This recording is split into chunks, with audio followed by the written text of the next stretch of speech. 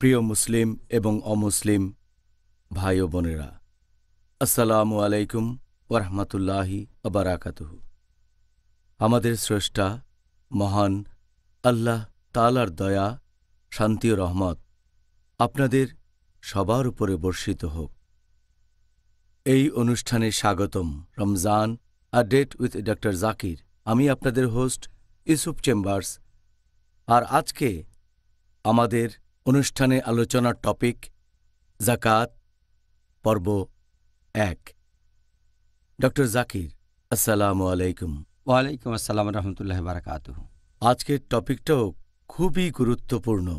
জাকাত, যেটাকে বলা হয় গরিব মানুষের হক। আর আজকে এই অনুষ্ঠানের শুরুতেই আমরা এই জাকাত শব্দটার অর্থ নিয়ে বিস্তারিতভাবে আলোচনা করার চেষ্টা করব। জাকাতের সংজ্ঞা, এছাড়াও আমরা জানতে চাইব যে ইসলাম ধর্মে এই জাকাতের গুরুত্ব আসলে কতখানি। আলহামদুলিল্লাহ, ওয়াসসালাতু ওয়াসসালাম আলা রাসূলিল্লাহ ওয়া আলা আলিহি ওয়া সাহবিহি আজমাইন, আম্মা বাদ। আউযু বিল্লাহি মিনাশ শাইতানির রাজীম। বিসমিল্লাহির রহমানির রহিম। রব্বি ইশরাহ লি সাদরি ওয়াইসির লি আমরি ওয়াহলুল উকদাতাম মিন লিসানি ইয়াফকাহু কাওলি। যদি আপনি জাকাতের শাব্দিক অর্থের কথা বলেন, জাকাত এটা এসেছে আরবি শব্দ জাকাত থেকে, যার অর্থ বিশুদ্ধ হওয়া, যার অর্থ বৃদ্ধি পাওয়া। এর আরেকটা মানে আশীর্বাদ আর মহত্ব। তাহলে জাকাত মানে শুদ্ধ হওয়া, পরিষ্কার হওয়া, বৃদ্ধি পাওয়া। জাকাতের মানে মহত্ব, এর অর্থ আশীর্বাদ। ইসলামী শরিয়ায় জাকাত হচ্ছে বাধ্যতামূলক দান। মুসলিমদের মধ্যে যাদের আছে কোনো সঞ্চয় বা উদ্বৃত্ত সম্পদ যদি নিসাব লেভেল পর্যন্ত থাকে বা তার উপরে, আর সেই সম্পদ যদি পুরো একটা হিজরি বছর তার কাছে থাকে, তাহলে সে জাকাত দেবে সেই উদ্বৃত্ত সম্পদের, এবং সেটা দিতে হবে 2.5%। এই হলো ইসলামিক শরিয়া অনুযায়ী জাকাতের অর্থ। আর আল্লাহ সুবহানাহু ওয়া তাআলা পবিত্র কোরআনে বলেছেন, সূরা তাওবা অধ্যায় নম্বর 9 আয়াত 103, তাদের সম্পদ থেকে তোমরা জাকাত গ্রহণ করো, সাদকা গ্রহণ করো, এতে তুমি তাদের পবিত্র করবে, পরিশোধিত করবে। আল্লাহ পবিত্র কোরআনে বলেছেন সূরা রুম অধ্যায় নম্বর 30 আয়াত নম্বর 39, যারা বিভিন্ন উপহার দেয় এজন্য যাতে তাদের সম্পদ বৃদ্ধি পায়। অন্য মানুষের সম্পদের উপর দেওয়া উপহারের মাধ্যমে আল্লাহর দৃষ্টিতে তার সম্পদ বৃদ্ধি করে না। কিন্তু যারা জাকাত দেয় আল্লাহ তাআলার সন্তুষ্টি লাভের জন্য, আল্লাহ তাদের সম্পদ বৃদ্ধি করেন। আর জাকাত হচ্ছে ইসলাম ধর্মের একটা স্তম্ভ। আমাদের নবী মুহাম্মদ সাল্লাল্লাহু আলাইহি সাল্লাম বলেছেন, এটা আছে সহিহ বুখারীতে খণ্ড নম্বর 1 book of Iman, book of faith, হাদিস নাম্বার 8। মুহাম্মদ সাল্লাল্লাহু আলাইহি সাল্লাম বলেছেন যে ইসলামের ভিত্তি হচ্ছে 5টা স্তম্ভ। প্রথমটা হচ্ছে লা ইলাহা ইল্লাল্লাহ মুহাম্মাদুর রাসূলুল্লাহ, আল্লাহ ব্যতীত কোনো উপাস্য নেই, আর নবী মুহাম্মদ সাল্লাল্লাহু আলাইহি সাল্লাম আল্লাহ প্রেরিত রাসূল। দ্বিতীয়টা হচ্ছে নামাজ আদায় করা। তৃতীয় হলো জাকাত দেয়া, মানে বাধ্যতামূলক দান। চতুর্থ হচ্ছে হজ পালন করা। আর পঞ্চম হচ্ছে রমজান মাসে রোজা রাখা। এগুলো সবই মুসলিমরা করে, আলহামদুলিল্লাহ। তাহলে জাকাত হলো ইসলামের গুরুত্বপূর্ণ স্তম্ভগুলোর একটা। জাকাত সম্পর্কে কোরআন হাদিসে বলা হয়েছে যে কিভাবে জাকাত দিতে হবে। অনেক হাদিস আছে, ইসলামে এটার গুরুত্ব অনেক বেশি। আল্লাহ বলেছেন সূরা আনফাল অধ্যায় নম্বর 8 আয়াত 3 ও 4, জাকাত হলো ঈমানের নিদর্শন। বলা হয়েছে তারাই প্রকৃত মুমিন, যারা নামাজ কায়েম করে আর জাকাত দেয় তারাই হলো প্রকৃত বিশ্বাসী। তার মানে জাকাত হচ্ছে প্রকৃত ঈমানের নিদর্শন। আমাদের নবী মুহাম্মদ সাল্লাল্লাহু আলাইহি ওয়াসাল্লাম বলেছেন, এটা উল্লেখ আছে সহিহ মুসলিমে খণ্ড নম্বর 4 হাদিস নম্বর 6264।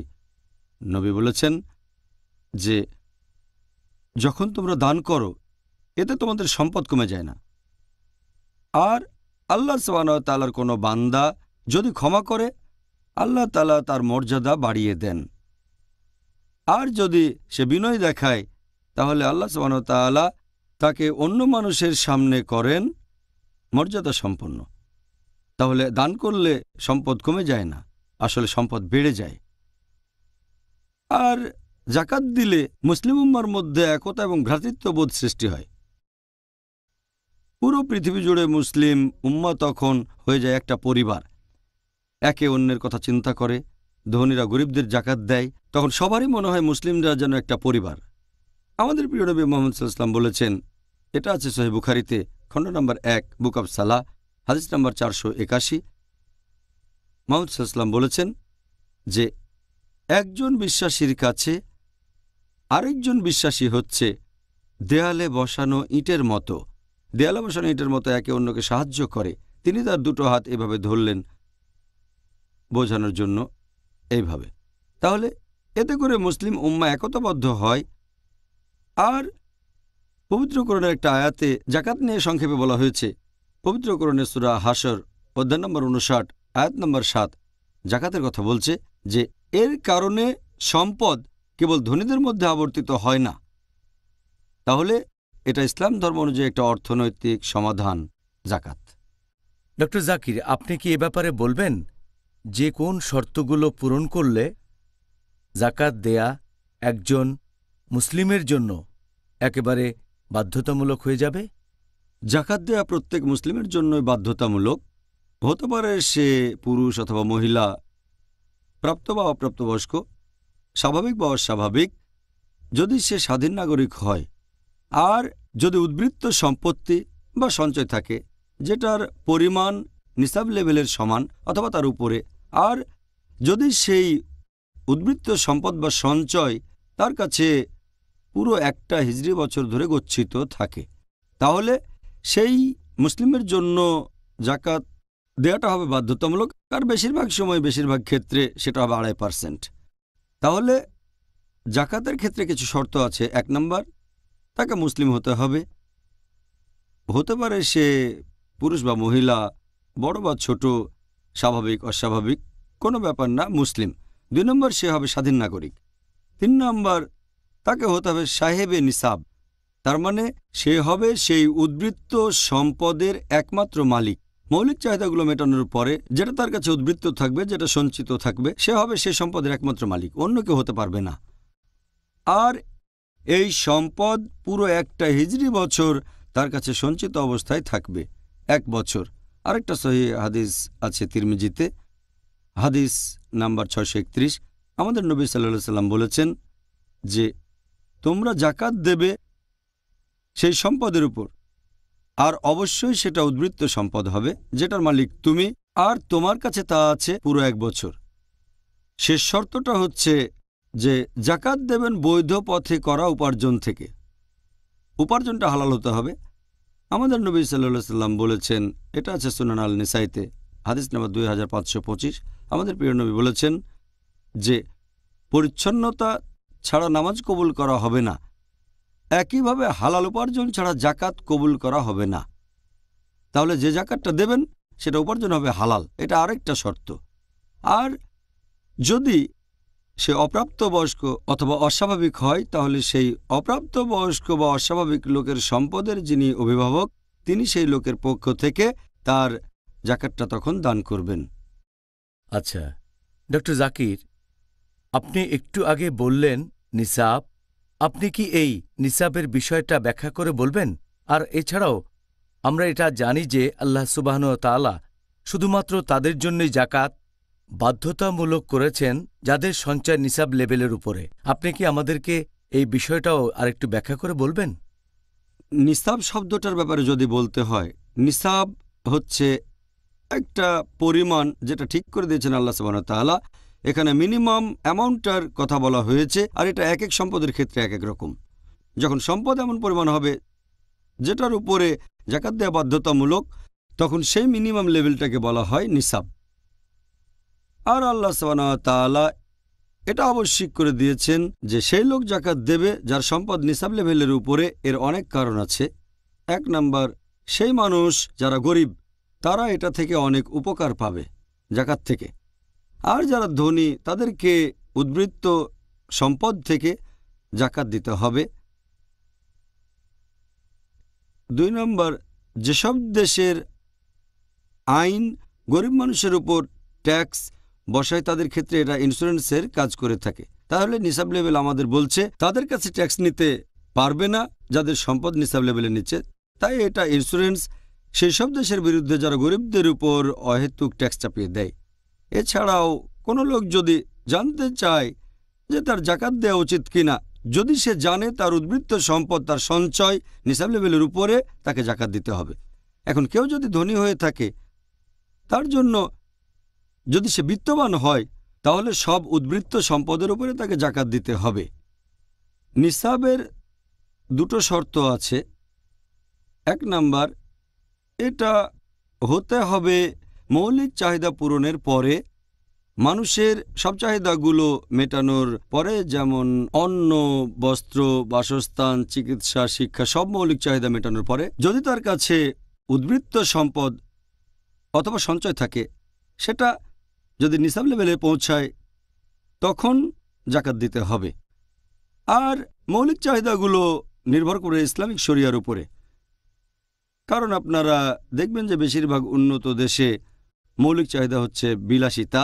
সেখানে তাদের মৌলিক চাহিদা হতে পারে বড় গাড়ি, অথবা একটা প্রাসাদ, অথবা হয়তো অতিরিক্ত খাবারও হতে পারে, অ্যালকোহল, এরকম। তাহলে চাহিদাগুলো হবে ইসলামিক গাইডলাইন অনুযায়ী।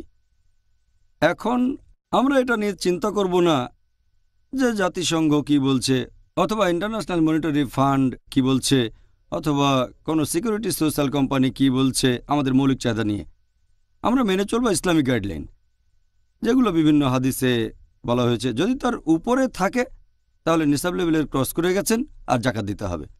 2 নম্বর, এই সম্পদটা তার কাছে থাকবে পুরো 1 বছর।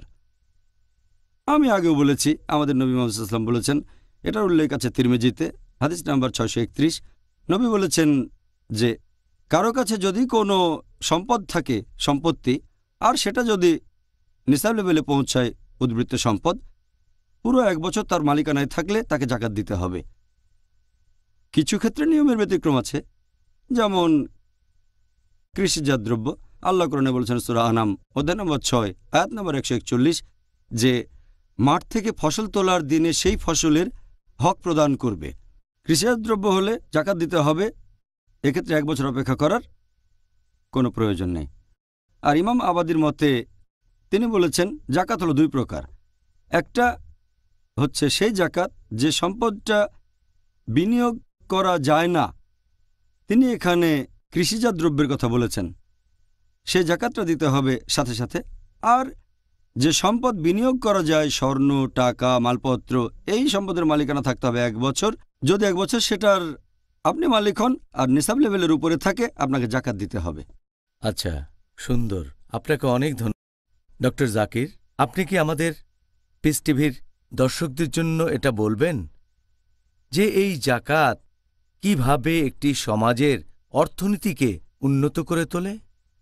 সমাজের অর্থনীতির ব্যাপারে যদি বলতে হয়, পুঁজিতন্ত্র বা সমাজতন্ত্রের বিপরীত দিকে ইসলামিক কোনো সমাজের অর্থনীতি, সেটার মূল ভিত্তি হচ্ছে এরকম যে পৃথিবীতে যা কিছু আছে, এই বিশ্বজগতে যা কিছু আছে, সব কিছুর মালিক আল্লাহ তাআলা।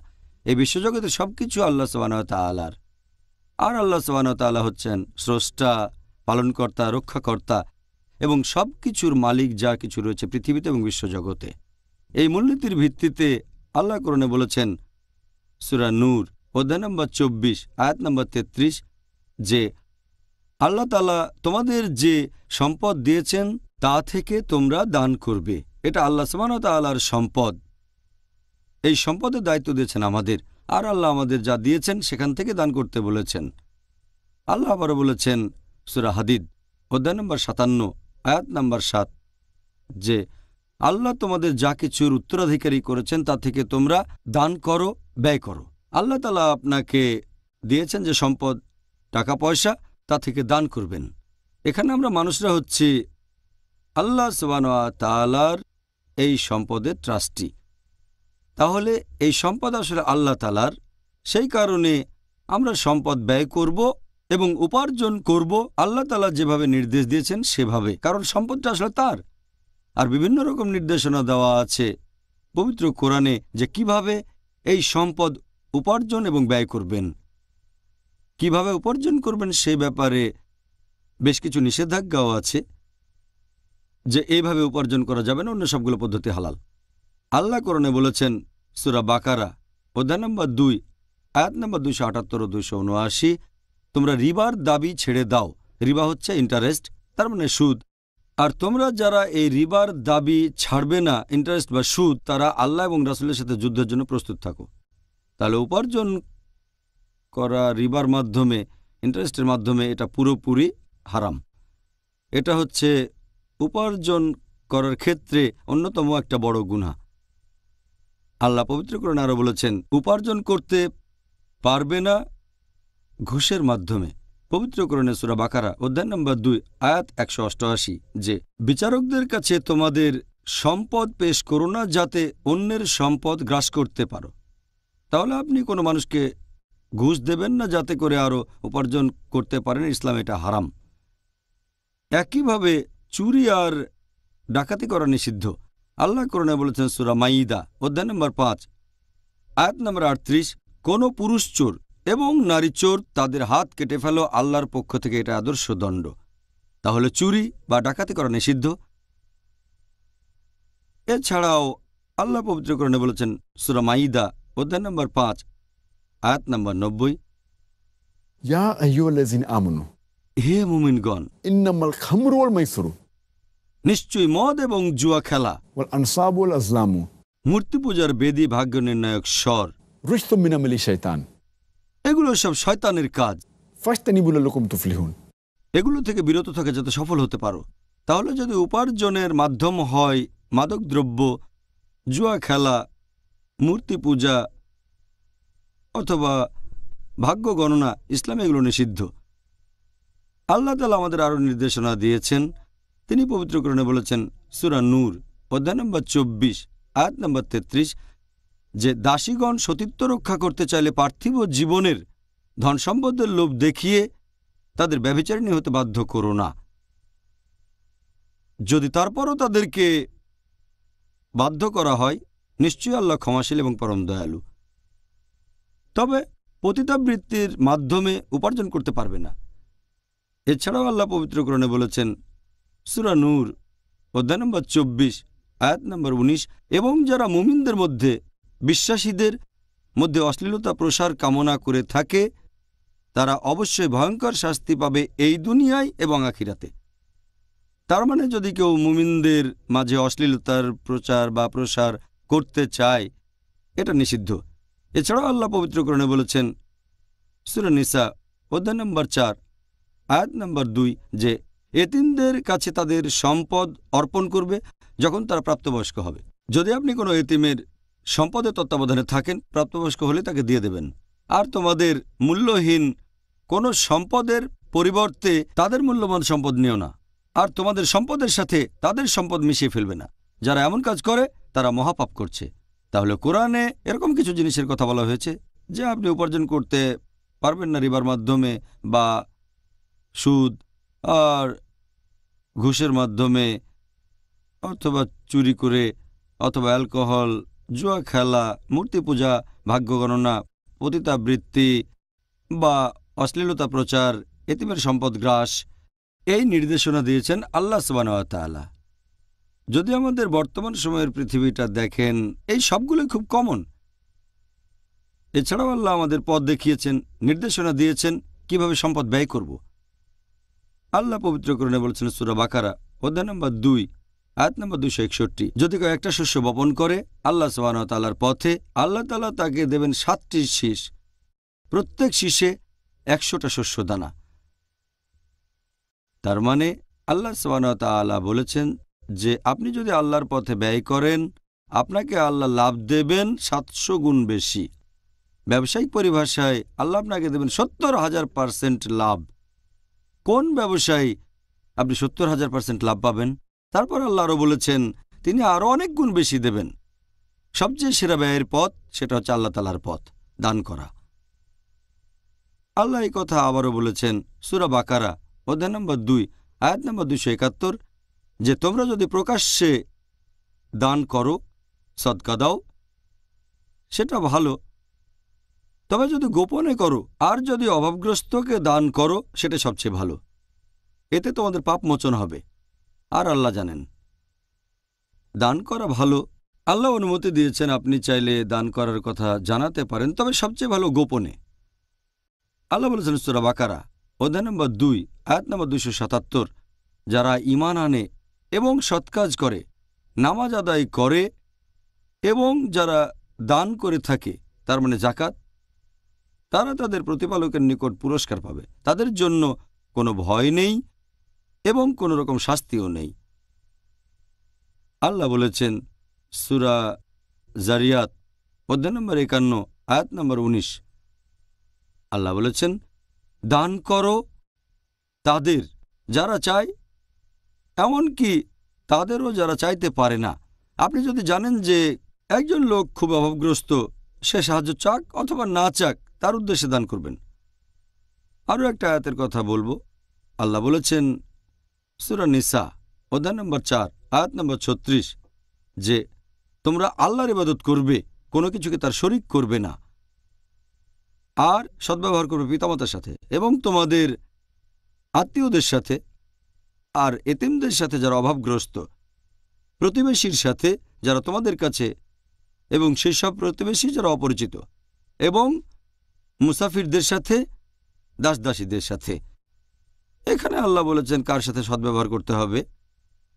আর আল্লাহ আমাদের সতর্ক করেছেন পবিত্র কোরআনে সূরা তাওবা অধ্যায় নম্বর 9 আয়াত নম্বর 34 ও 35, যারা স্বর্ণ ও রৌপ্য পুঞ্জীভূত করে এবং সেটা আল্লাহ সুবহানাহু ওয়া তাআলার পথে ব্যয় করে না, তাদেরকে এক ভয়ঙ্কর শাস্তির সংবাদ দাও।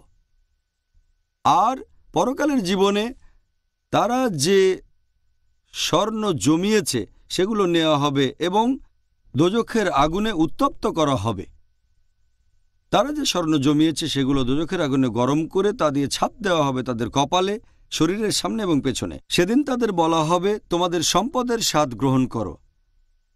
আর সে কারণেই ইসলামে যাকাতের বিধান দেওয়া হয়েছে।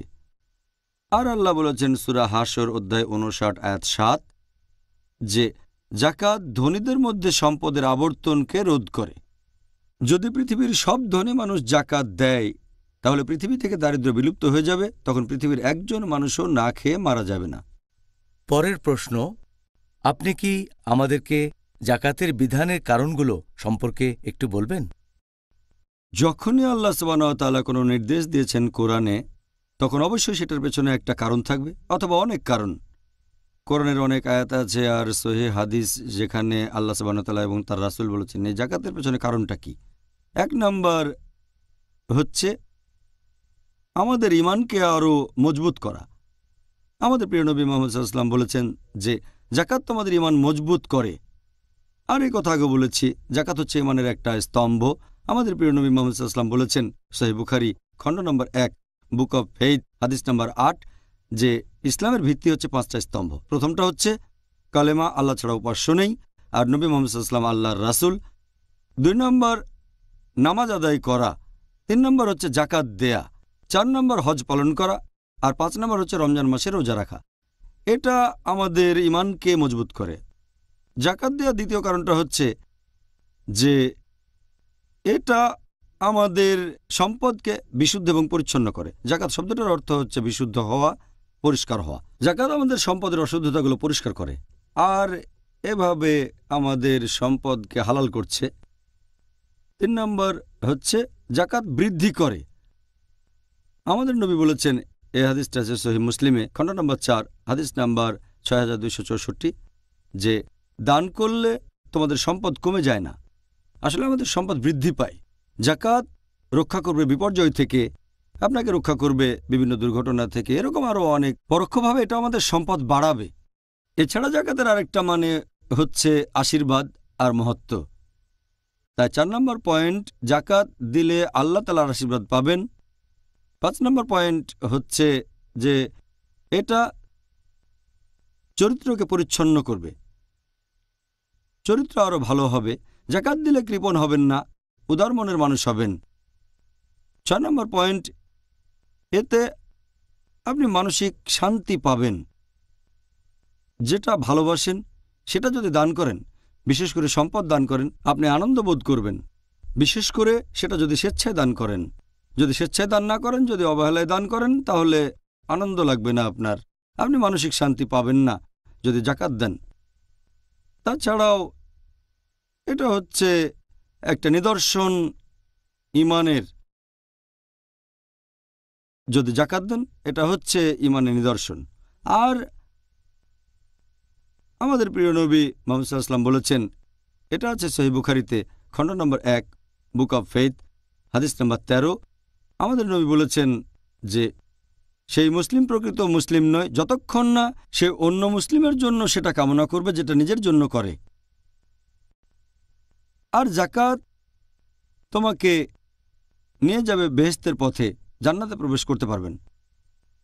আমাদের নবী মুহাম্মদ সাল্লাল্লাহু আলাইহি ওয়াসাল্লাম বলেছেন, এটা সহিহ হাদিস, হাদিসটা আছে সহিহ ইবনে হিব্বান খণ্ড নম্বর 8 হাদিস নাম্বার 3438। এক লোক আল্লাহ রাসূলের কাছে এসে তাকে বলল, আমি এক আল্লাহকে বিশ্বাস করি, অন্য কাউকে নয়। বিশ্বাস করি মুহাম্মদ সাল্লাল্লাহু আলাইহি ওয়াসাল্লাম আল্লাহ তাআলার রাসূল, নামাজ আদায় করি, আর আমি জাকাত দেই, তারপর রমজান মাসে রোজা রাখি, তারপর নামাজ আদায় করি রমজান মাসের রাতে। এখন পরকালে আমার অবস্থা কি হবে? নবী তখন বললেন, তুমি থাকবে সিদ্দিকুনের মাঝে, ধার্মিক লোকদের মাঝে, এবং থাকবে যারা শহীদ হয়েছেন তাদের সাথে। জাকাত দিলে আপনি বেহেশতে যেতে পারবেন। জাকাত হচ্ছে আমাদের মুক্তি লাভের উপায়, বেহেশতে যাওয়ার উপায়। এছাড়াও আপনি যখন জাকাত দিলেন এতে মানুষের মধ্যে এক ধরনের একতাবদ্ধতা সৃষ্টি হয়, বিশেষ করে মুসলিম উম্মার ভেতরে। আর আল্লাহ কোরআনে বলেছেন সূরা কাসাস অধ্যায় নম্বর 28 আয়াত নম্বর 77, তোমরা অনুগ্রহ করো যেমন আল্লাহ তোমাদের প্রতি অনুগ্রহ করেছেন। তাহলে এইভাবে পৃথিবী জুড়ে মুসলিমদের মধ্যে একতাবদ্ধতা কাজ করা শুরু করে। তখন সেই লোক গরিবকে সাহায্য করবে, তাকে দয়া করবে। যে লোককে আল্লাহ সুবহানাহু ওয়া তাআলা অনেক সম্পদ দিয়েছেন সে কোনো অভাবীকে দান করবে, তাতে একতা আরও বেড়ে যায়। এরপরে 10 নম্বর পয়েন্ট, যখন জাকাত দেবেন গরিব মানুষকে তখন এই গরিব লোক আপনার সাথে বিদ্রোহ করবে না। যদি গরিব লোক ভাবে পৃথিবীতে অনেক বড় লোক আছে, তাদের ঘুরে বেড়ানোর জন্য সুন্দর সুন্দর গাড়ি আছে, বিশাল বাড়ি আছে, তারা আমোদ প্রমোদ করে, এগুলো তার মধ্যে আনে বিদ্রোহের মনোভাব। যখনই তাদের যত্ন নেবেন, দান করবেন জাকাত, তখন তারা আর বিদ্রোহ করবে না। 11 নম্বর পয়েন্ট, এতে করে বন্ধ হবে চুরি আর ডাকাতি। যে লোক মৌলিক চাহিদা পূরণ করতে পারছে না সে চুরি করতে বাধ্য হবে বা ডাকাতি। যখন জাকাত দেওয়া হবে তখন গরিব মানুষের মৌলিক চাহিদা পূরণ হবে, এভাবে চুরি ডাকাতি বন্ধ হয়ে যাবে আর পুরো সমাজের উন্নতি হবে। 12 নম্বর পয়েন্ট, এতে আন্তরিকতা বাড়ায়। কারণ আমরা যখন পছন্দের কিছু দান করি, কাউকে দিয়ে দেই, আপনি শুধু তখনই কাউকে দান করতে পারেন যদি সেই কারণটাও হয় সমান প্রিয় অথবা তার চেয়ে ভালো কিছু। এটা আল্লাহর প্রতি আপনার ভালোবাসা আর বিশ্বাস প্রকাশ করছে। সেজন্য এই সাদকা শব্দটার মূল আরবি শব্দ হচ্ছে সিদ, যার মানে আন্তরিকতা। মানুষের মধ্যে আন্তরিকতা দেখা দেয়। 13 নম্বর পয়েন্ট, জাকাত পৃথিবীর উপর বিভিন্ন রকম বিপর্যয় নেমে আসাকে রোধ করে। 14 নম্বর পয়েন্ট, আমাদের নবী মুহাম্মদ সাল্লাল্লাহু আলাইহি ওয়াসাল্লাম বলেছেন, এই সহিহ হাদিসটার উল্লেখ আছে মাসনাদ আহমেদে হাদিস নাম্বার 17333। আমাদের নবী বলেছেন যে রোজ কিয়ামতের দিনে তোমার দান তোমাকে ছায়া দেবে। তার মানে যদি দান করেন এটা শেষ বিচারের দিনে আপনাকে রক্ষা করবে। আমাদের নবী আরও বলেছেন, এটা আছে সহিহ বুখারীতে খণ্ড নম্বর 1 বুক অব আজান হাদিস নাম্বার 660। আমাদের নবী বলেছেন যে রোজ কিয়ামতের দিনে 7 ধরনের লোক আল্লাহ তাআলার ছায়ায় থাকবে। প্রিয় নবী বলেছেন 7 ক্যাটাগরির মানুষ আল্লাহ তাআলার ছায়ায় থাকবে আর একমাত্র তার ছায়ায় মানুষকে রক্ষা করতে পারে। এবং তাদের মধ্যে একটা ক্যাটাগরি যারা দান করে এত গোপনে যে তার বাম হাত জানে না ডান হাত কি দিয়েছে। তাহলে দান করলে, জাকাত দিলে আল্লাহ সুবহানাহু ওয়া তাআলার ছায়ায় আপনি থাকবেন রোজ কিয়ামতের দিনে। আরেকটা হাদিস আছে সিলসিলা আল সহিহা হাদিস নম্বর 1908। আমাদের নবী মুহাম্মদ সাল্লাল্লাহু আলাইহি ওয়াসাল্লাম বলেছেন যে দান করলে মানে জাকাত দিলে, গোপনে জাকাত দিলে সেটা প্রতিপালকের ক্রোধকে প্রশমিত করে দেয়। আর এছাড়াও আমাদের প্রিয় নবী বলেছেন, এই সহিহ হাদিসটা আছে তিরমিজিতে হাদিস নাম্বার 2616, যে জাকাত নিভিয়ে দেয় পাপকে যেভাবে পানি নিভিয়ে দেয় আগুনকে। তাহলে এইসব কারণে আল্লাহ সুবহানাহু ওয়া তাআলা মানুষের জন্য জাকাতের বিধান করেছেন। এরপরে যে প্রশ্নটা আমি আপনাকে জিজ্ঞাসা করতে চাচ্ছি যে কোন কোন জিনিস থাকলে একজন মুসলিমের জন্য জাকাত মানে জাকাত দেয়া বাধ্যতামূলক?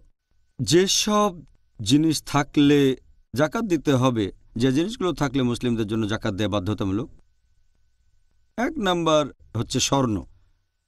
আর এই সম্পদের পরিমাণ নিসাব লেভেলে পৌঁছাতে হবে, তখন এটা হবে আবশ্যিক।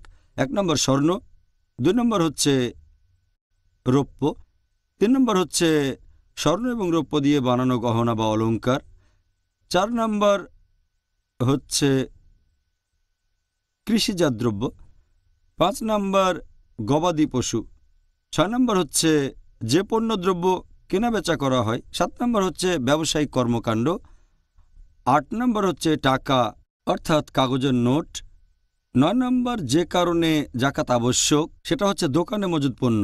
এই হলো 9 ক্যাটাগরির জিনিসপত্র যেগুলোর উপরে জাকাত দিতে হবে, এগুলোই। ধন্যবাদ ডক্টর জাকির। আপনার কাছে আমাদের পরের প্রশ্নটা হলো, আমাদের নবী মোহাম্মদ সাল্লাল্লাহু আলাইহি সাল্লামের সময়কার কথা, সে সময় স্বর্ণ ও রৌপ্যের একটা নিসাব লেভেল ছিল, একটু ব্যাখ্যা করে বলবেন? আর স্বর্ণ ও রৌপ্য দুই ক্ষেত্রে কি নিসাব লেভেল একরকম? স্বর্ণের নিসাব লেভেলের কথা যদি বলতে হয়, স্বর্ণের নিসাব লেভেল হচ্ছে 85 গ্রাম স্বর্ণ বা 7.5 তোলা স্বর্ণ, আর 1 তোলা স্বর্ণ মানে আনুমানিক 11.33 গ্রাম। তাহলে 7.5 তোলা স্বর্ণ মানে 85 গ্রাম স্বর্ণ। যদি এটা নিসাব লেভেলে পৌঁছায়, তার উপরে থাকে, আর আপনার কাছে 1 বছর থাকে, তাহলে জাকাত আবশ্যিক। মুহাম্মদ সাল্লাল্লাহু আলাইহি ওয়াসাল্লামের একটা হাদিস যেটা উল্লেখ করা হয়েছে সুনান আবু দাউদ, বুক অব জাকাত, খণ্ড নম্বর 2, হাদিস নাম্বার 1568। আমাদের প্রিয় নবী মুহাম্মদ সাল্লাল্লাহু আলাইহি ওয়াসাল্লাম বলেছেন যে জাকাত দিতে হবে যদি স্বর্ণের পরিমাণ এটা পৌঁছায় 20 দিনার পর্যন্ত। 20 দিনারের কম থাকলে জাকাত দিতে হবে না। যদি 20 দিনারে পৌঁছায় তাহলে জাকাত দেওয়াটা ফরজ। আর 1 দিনার সমান হচ্ছে 1 মিসকাল। 1 মিসকালের মানে হচ্ছে 4.25 গ্রাম। তাহলে 20 গুণ 4.25 এটা সমান 85 গ্রাম স্বর্ণ। স্বর্ণের নিসাব লেভেলে সেটা হচ্ছে 85 গ্রাম স্বর্ণ। আর আপনার সাথে থাকবে 1 বছর। আর জাকাত দেয়ার যে পার্সেন্টেজ সেটা উল্লেখ করা হয়েছে ইবনে মাজাহ, বুক অব জাকাত, হাদিস নাম্বার 1791। এখানে বলা হয়েছে যে হযরত আয়েশা রাদিয়াল্লাহু আনহা তিনি বলেছেন যে নবী প্রতি 20 দিনারে অর্ধেক দিনার জাকাত দিতেন, আর 40 দিনারে 1 দিনার জাকাত। তার মানে এটা 40 ভাগের 1 ভাগ পার্সেন্টেজ বললে সেটা হবে 2.5%। আপনার কাছে যে পরিমাণ স্বর্ণ আছে, ধরেন সেটা 85 গ্রাম বা তার বেশি, তাহলে সেই স্বর্ণের উপর 2.5% দান করবেন যদি 1 বছর আপনার কাছে থাকে জাকাত হিসেবে। এরপর যদি রৌপ্যের নিসাব লেভেল সম্পর্কে বলতে হয়, এটা হচ্ছে 595 গ্রাম রৌপ্য অথবা 52.5 তোলা রৌপ্য।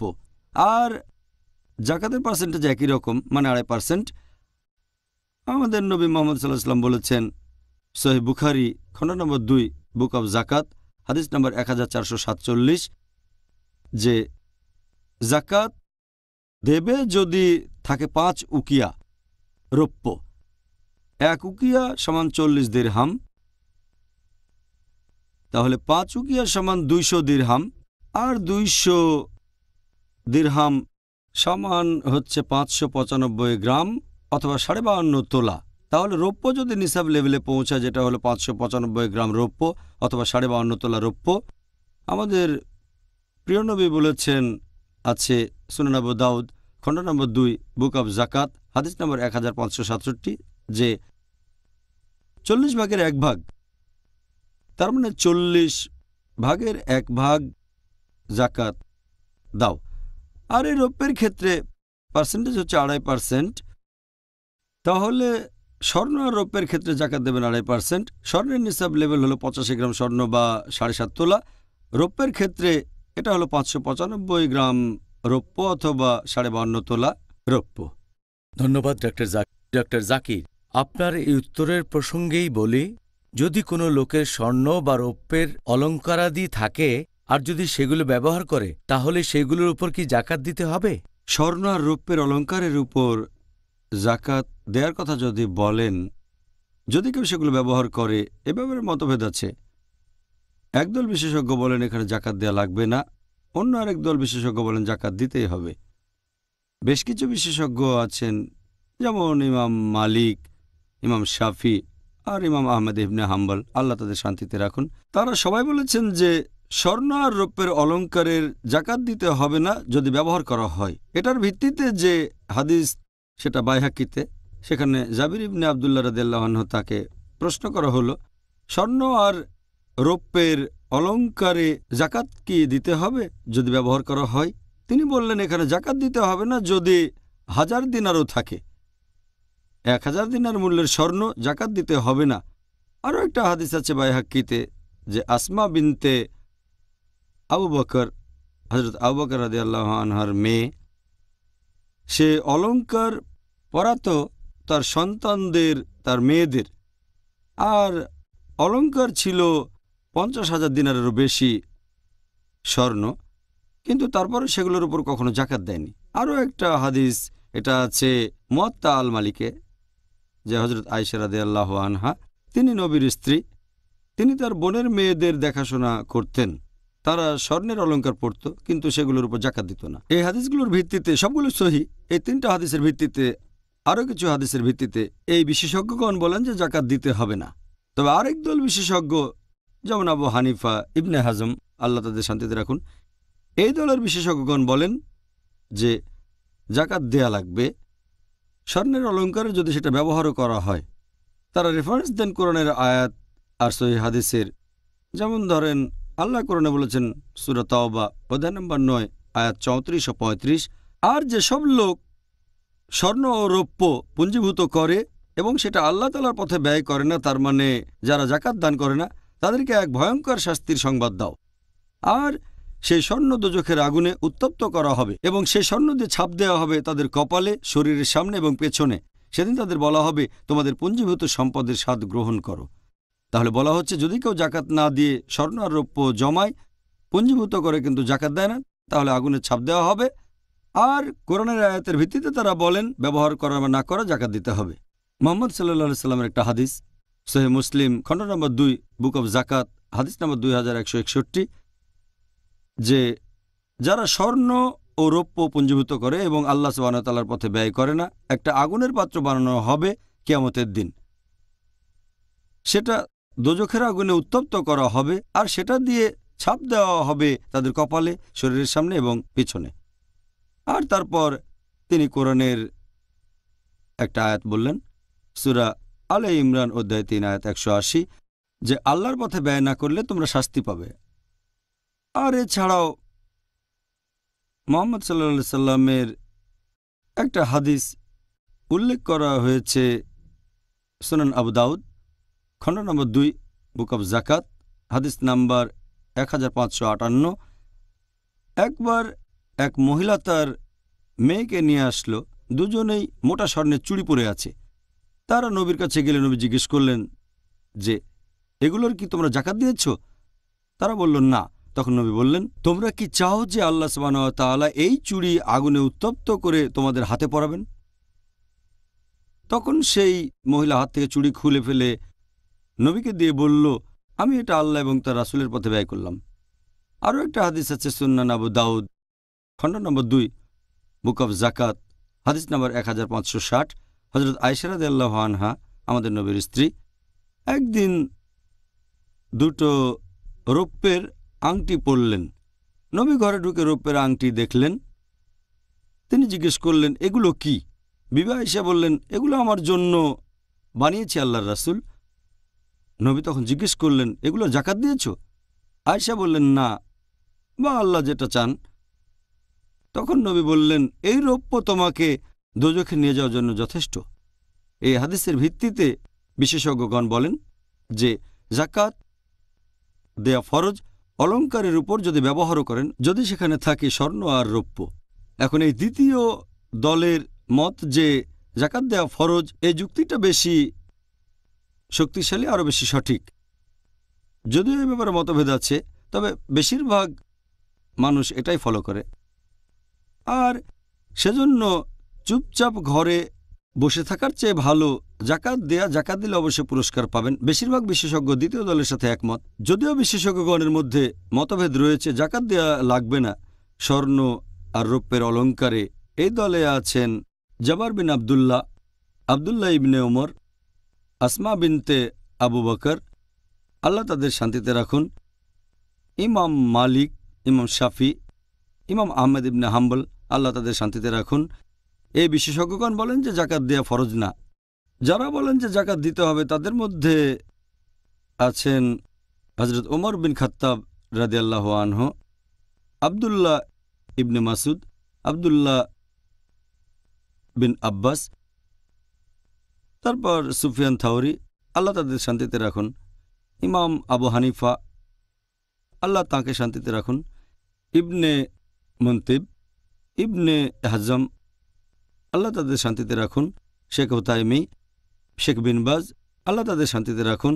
এইসব বিশেষজ্ঞগণ বলেন যে জাকাত দেওয়া ফরজ স্বর্ণের অলঙ্কারে, যদি নিসাব লেভেলে পৌঁছায়। নিসাব লেভেলে না পৌঁছালে এটা ফরজ না।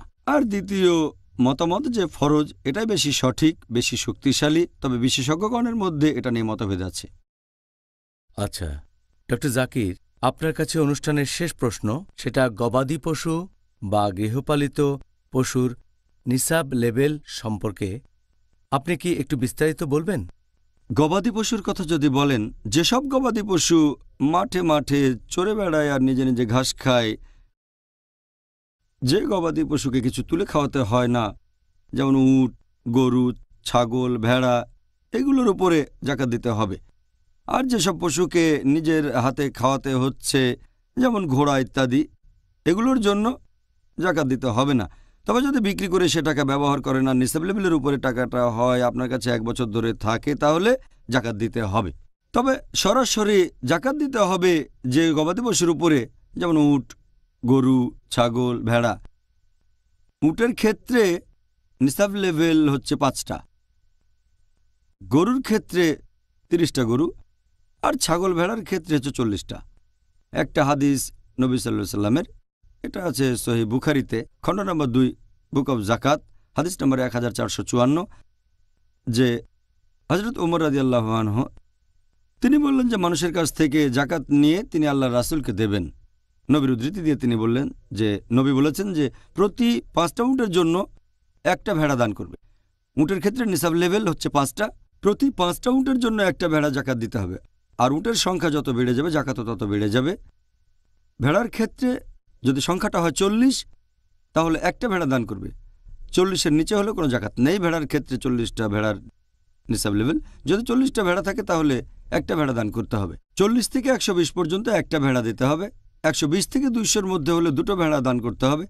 200 থেকে 300-র মধ্যে হলে দিতে হবে 3টা ভেড়া। তারপরে অতিরিক্ত 100 ভেড়ার জন্য একটা করে দিতে হবে। এই হচ্ছে জাকাত। এখন মিনিমাম জাকাত, মিনিমাম পার্সেন্টেজ, লোকে মনে করে যে সব কিছুতে 2.5% দিতে হবে। বেশিরভাগ ক্ষেত্রে জাকাত দেবেন 2.5%। তবে মিনিমাম হচ্ছে, ধরুন আপনার 119টা ভেড়া আছে, জাকাত দেবেন একটা, এটা হবে 0.82%। সবচেয়ে কম জাকাত ভেড়ার ক্ষেত্রে 0.82%।